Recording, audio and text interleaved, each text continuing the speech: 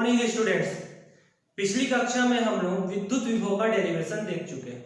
क्या था उसका derivation? V equal to 1/4 pi epsilon 0 Q upon R। ठीक है, हम लोगों ने ये डेरिवेशन देख लिया। आज हम देखेंगे वैद्युत द्विध्रुव के कारण किसी बिंदु पर विभव।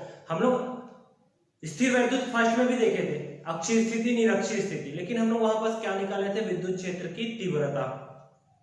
यहां पर गणना करेंगे हम लोग विद्युत विभव की अक्षीय और निरक्षीय के लिए। अक्षीय पहले हल करते हैं, फिर निरक्षीय हल करेंगे। निरक्षीय पर विद्युत विभव का मान शून्य हो जाता है। वो कैसे होगा वो हम लोग डेरिवेशन ड्राइव करेंगे तब पता चलेगा। तो चलिए आते हैं अक्षीय स्थिति पर।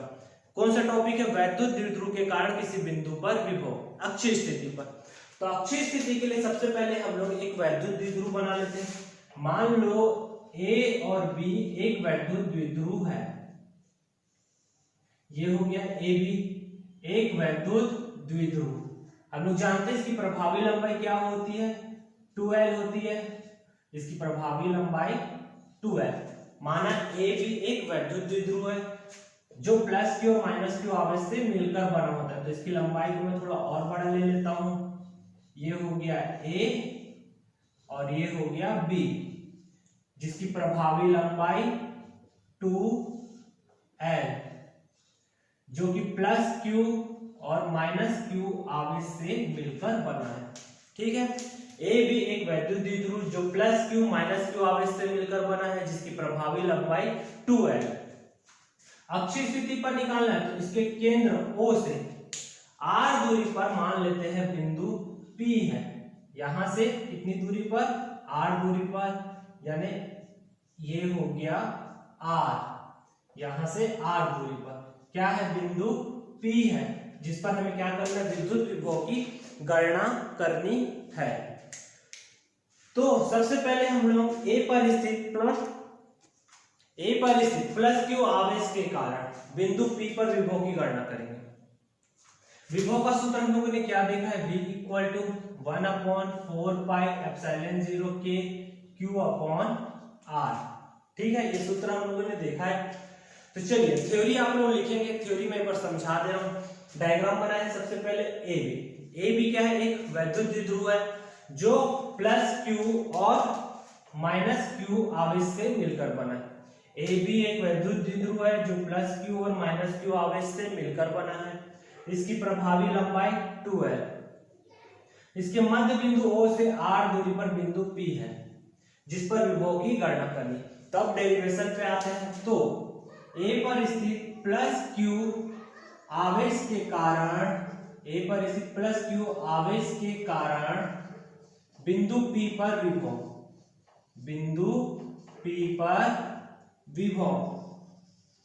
इसको हम मान लेते हैं V1। विभव का सूत्र 1/4 पाई एप्सिलॉन 0 के Q अपॉन यहां से यहां तक की दूरी AP के दिशा में। अब AP का मान निकाले, कितना होगा? यहां से यहां तक R है और इसको यदि हम लोग मध्य बिंदु से L काउंट करें तो यहां से यहां तक L और यहां से यहां तक L। तो AP का मान क्या हो जाएगा? जहां AB equal to R minus L। ये R है, R में से L को गायब कर देंगे तो इतनी वैल्यू मिल जाएगा R माइनस L। यहां पर रख दिए तो V1 इक्वल टू क्या हो गया? 1/4 पाई एप्सिलॉन 0 के Q upon R minus L। इसको समीकरण 1 देके छोड़ दे। V1 equal to 1/4 pi epsilon 0 के Q upon R minus L।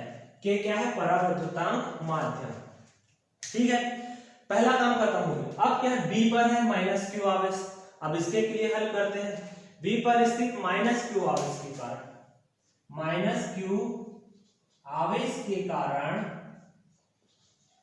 के कारण बिंदु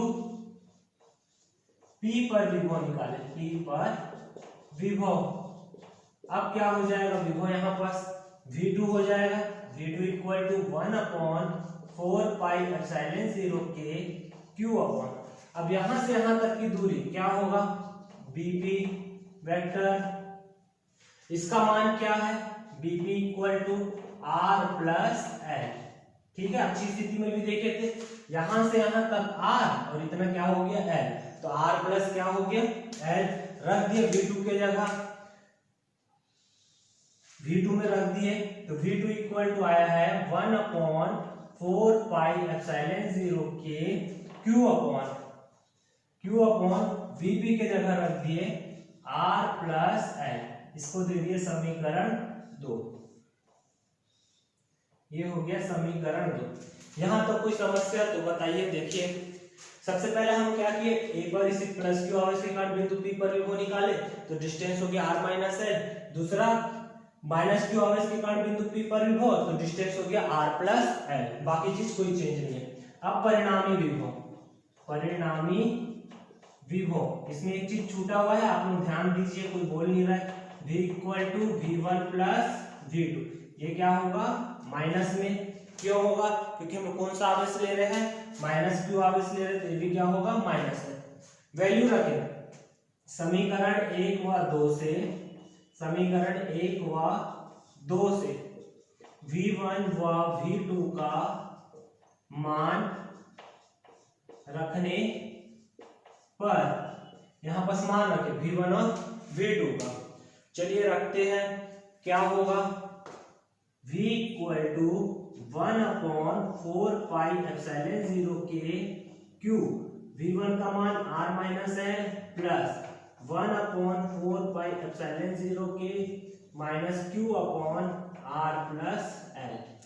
ठीक है, यहां तक लिखना है, लिख लीजिए, स्क्रीनशॉट ले लीजिए, फिर हम आगे चलेंगे। ठीक है, यहां तक। अब मैं इसको रफ कर रहा हूं इस तरफ, आगे सॉल्व करना है तो रफ कर देता हूं इस तरफ। अब आगे सॉल्व किए, इन दोनों में से कुछ कॉमन निकल रहा है, कॉमन से पहले अपन चिन्ह का काम करते हैं। 1/4 पाई एप्सिलॉन 0 के Q upon R minus L, ये माइनस और ये प्लस क्या हो जाएगा माइनस 1/4 पाई एप्सिलॉन 0 के Q upon R plus L। अब देखिए दोनों में से कुछ कॉमन निकल रहा है, 1/4 पाई एप्सिलॉन 0 के, 1/4 पाई एप्सिलॉन 0 के, और Q भी कॉमन निकल रहा है तो Q भी निकाल देते हैं। बच क्या जाएगा 1/R minus L minus 1/R plus L, bracket बंद। आगे सॉल्व किए, V equal to Q upon 4 pi epsilon 0 के, इसका एलसीएम लिया, इसके साथ गुणा होगा 1 R प्लस L, इसका इसके साथ गुणा होगा माइनस R माइनस L 1 का, नीचे का नीचे वाले के साथ R minus L R plus L। हम नीचे वाला फॉर्मूले में दिख रहा है A माइनस B और A प्लस B बराबर A का वर्ग माइनस B का वर्ग। आगे सॉल्व किए, V equal to Q upon 4 pi epsilon 0 के, इसका ब्रैकेट ओपन किए तो क्या हो गया R प्लस L, माइनस चिन्ह अंदर गुणा माइनस R प्लस L, नीचे R का स्क्वायर माइनस L का स्क्वायर, ये R कट गया। अब क्या बचा L बचा और इधर बचे Q अपॉन 4 पाई एप्सिलॉन 0। ये पूरा मैं रफ कर रहा हूं।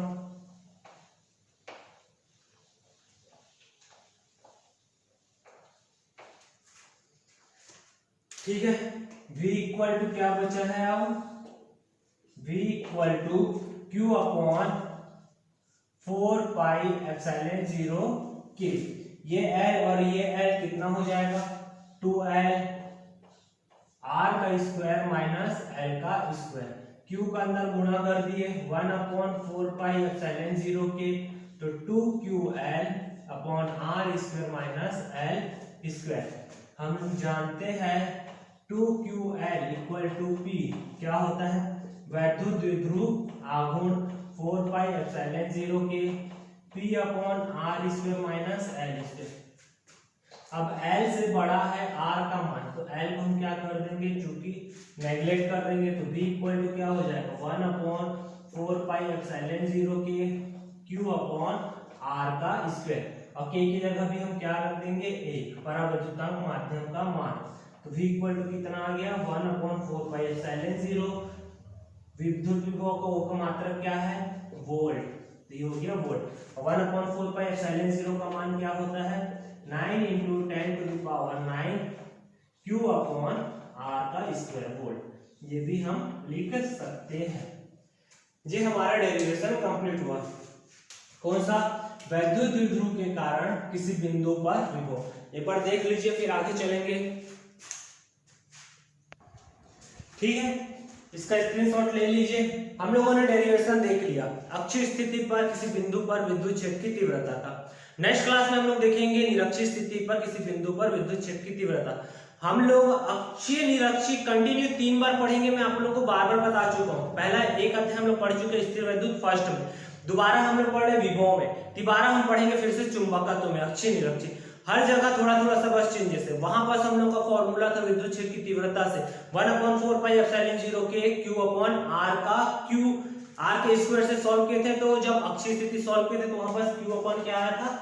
R का Q आया था, विद्युत क्षेत्र की तीव्रता। और यहां पर क्या आ रहा है?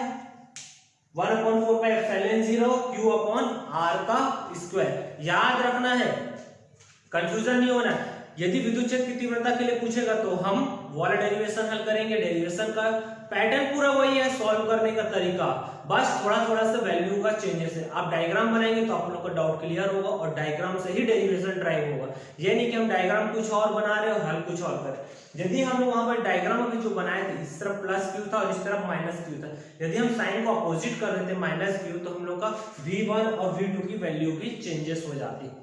तो चलिए हम लोग मिलते हैं नेक्स्ट क्लास में निरक्षीय स्थिति पर विद्युत क्षेत्र की तीव्रता के साथ। आप लोग क्लासेस अच्छी लग रही होगी, चैनल को सब्सक्राइब कीजिएगा और फ्रेंड्स को ज्यादा से ज्यादा शेयर कीजिएगा। Okay, thank you, bye.